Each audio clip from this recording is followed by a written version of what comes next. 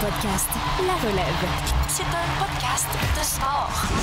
Partisans des Canadiens de Montréal, partisans surtout d'Ivan Demidov, sortez vos téléphones, surveillez vos médias sociaux. Il y a une compétition très importante qui est commencée cette nuit, le tournoi Pushkov du côté de la Russie, et dans lequel on retrouve Ivan Demidov, qui est non seulement dans le tournoi, mais qui est capitaine de l'équipe russe des moins de 23 ans.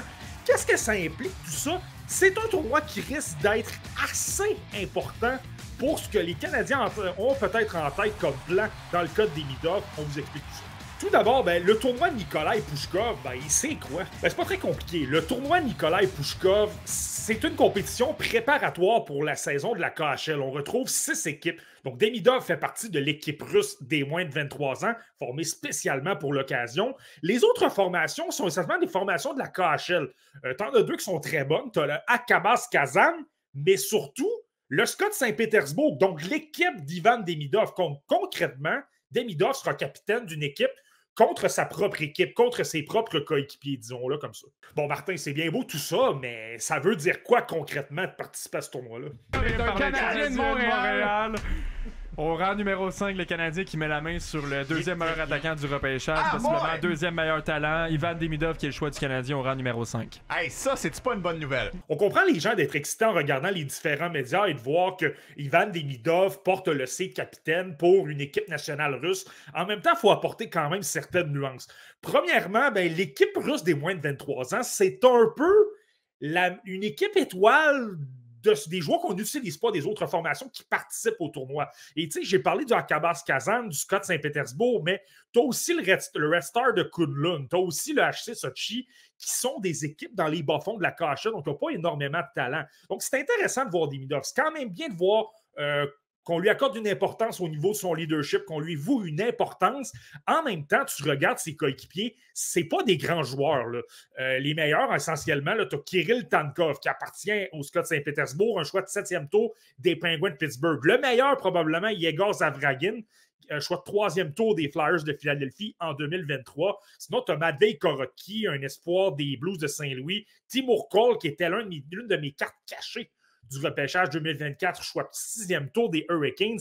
Mais on s'entend, il n'y a pas de joueur avec le profil, les statistiques et le style de jeu qui s'approche même un petit peu du niveau de talent d'Ivan Demidov. Donc, je pense que ça venait un peu de soi.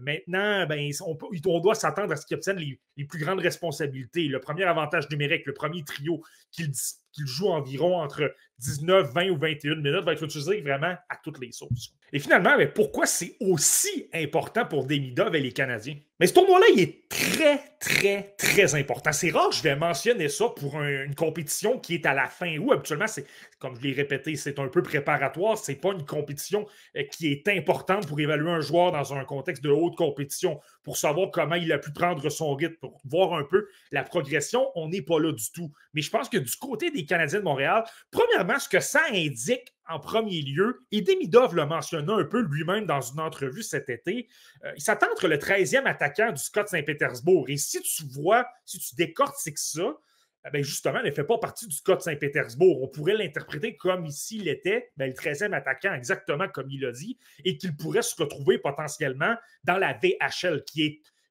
supérieure à la MHL, qui est un peu la LHJMQ de la Russie. La VHL, c'est la Ligue américaine un petit peu, c'est vrai. C'est un peu plus fort, t'affrontes des hommes, mais c'est pas un gros niveau de talent. C'est pas des joueurs qui sont extrêmement bons défensivement. C'est pas des joueurs qui ont un certain niveau d'habileté, mais qui n'ont pas nécessairement la vitesse, qui n'ont pas nécessairement l'exécution que tu peux voir dans la KHL, par exemple. C'est une progression.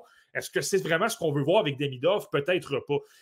Les prestations qu'il va présenter sont très importantes parce qu'il affronte son équipe. S'il est bon, mais sans plus, disons que ça devient facile pour le Scott de dire, écoute, tu vas demeurer 13e attaquant, on va t'envoyer dans les gradins, tu pourras regarder un peu l'action de la passerelle et t'améliorer, puis de temps à autre, on va t'envoyer jouer dans la VHL.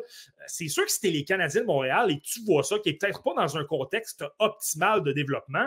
Est-ce qu'on va faire la même chose que les Flyers de Philadelphie dans le cas Matvei Michkov? Est-ce qu'on va mettre plus de pression? Est-ce qu'on va être prêt à jouer le jeu de coulisses pour peut-être ramener Ivan Demidov du côté de la Ligue américaine, du côté du Rocket de Laval, ou peut-être même avec les Canadiens de Montréal? S'il est plus ou moins utilisé, que tu as un tournoi correct sans plus, on est obligé de considérer cette option-là. Par contre, s'il est complètement renversant, qu'il obtient plus qu'un point par match, peut-être même 2, qu'il domine tout le monde, qu'on le voit constamment sur dans les médias sociaux, qu'il réalise des jeux spectaculaires, qu'il n'a pas de problème avec le jeu physique, qu'il est parfaitement à l'aise avec la vitesse, mais je pense qu'à un moment donné, le Scott Saint-Pétersbourg, ben, ils ne sont pas fous. Ils veulent gagner la Coupe Gagarine. Ils veulent les meilleurs joueurs possibles pour les aider. Et si Ivan Demidov est en mesure de le faire, ben écoute, on va lui donner une place au sein des 12 premiers attaquants. C'est peut-être pas quelqu'un qui va être utilisé au sein d'un premier trio, mais on serait quand même fou de se priver de ces habiletés offensives-là. Donc, s'il est vraiment excellent, peut-être qu'on va le voir pas mal plus dans la KHL et qu'il va demeurer là, du moins jusqu'à la fin de sa campagne, et par la suite pourra s'amener en Amérique du Nord. Et si c'est un peu plus compliqué, là, si je suis Kent Hughes et Jeff Gorton, je commence à me poser des questions et peut-être que je commence à utiliser le jeu diplomatique et le jeu politique parce que ce serait quand même excessivement important. Et en passant, on parle de Demidov, mais il y a un autre espoir des Canadiens de Montréal qui évolue également pour la formation russe des moins de 23 ans, le gardien de but Yevgeny Volokhin, un choix du repêchage 2023. Donc oui, il y a Demidov, mais on va surveiller Volokhin également. Il y a 3 gardiens de but. Ce n'est pas garanti qu'il va avoir de l'action, mais on va jeter un œil pour vous.